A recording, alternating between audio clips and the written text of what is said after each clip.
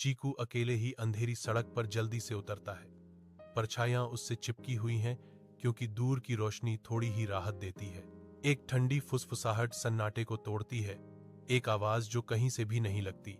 रुको, रुको, सुनो। वह जम जाता है। डर उसे जकड़ लेता है क्योंकि वह दमनकारी अंधेरे को स्कैन करता है, आवाज के स्रोत की तलाश करता है। चीकू हांफते हुए और डरा हुआ छोटे से घर में घुसता है। उसकी मां हांफती है, उसकी अस्त व्यस्त हालत से चौंक जाती है।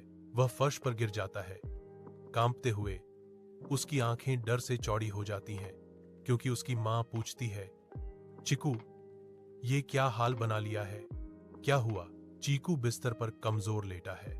उसकी मां छोटे से घर में चुपचाप उसके पास रो रही है। दवा की बोतलें संघर्ष के मूक गवाह के रूप में खड़ी हैं। आशा और निराशा का एक गंभीर दृश्य। पिताजी ने चीकू का हाथ थामा। उनकी आवाज दृढ़ संकल्प से भरी थी। अब चाहे जो करना पड़े, मैं अपने बेटे को ठीक कराऊंगा। तांत्रिक के अंधेरे आध्यात्मिक कमरे में डिम तेल के दीपक टिमटिमाते हैं, जैसे वह कमल की स्थिति में बैठा है, आंखें बंद, मौन शक्ति का एक आंकड़ा। पिताजी ने चीकू का हाथ कसकर पकड़ा।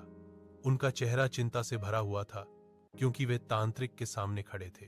महाराज, मेरे बेटे को बचाओ, पिता गिड़गिड़ाते हैं। उनकी आवाज धुंधली रोशनी वाले कमरे में निराशाजनक आशा से कांप रही है। तांत्रिक धीरे धीरे मंद प्रकाश में अपनी आंखें खोलता है। उनकी गहराई में प्राचीन ज्ञान की एक झलक। वह धीरे से चीकू के माथे को छूता है।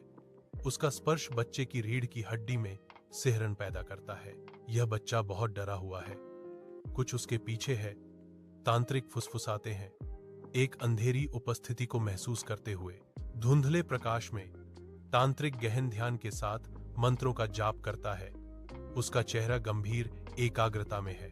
पिता का आश्चर्य स्पष्ट है, जबकि मां का चेहरा चिंता से भरा हुआ है।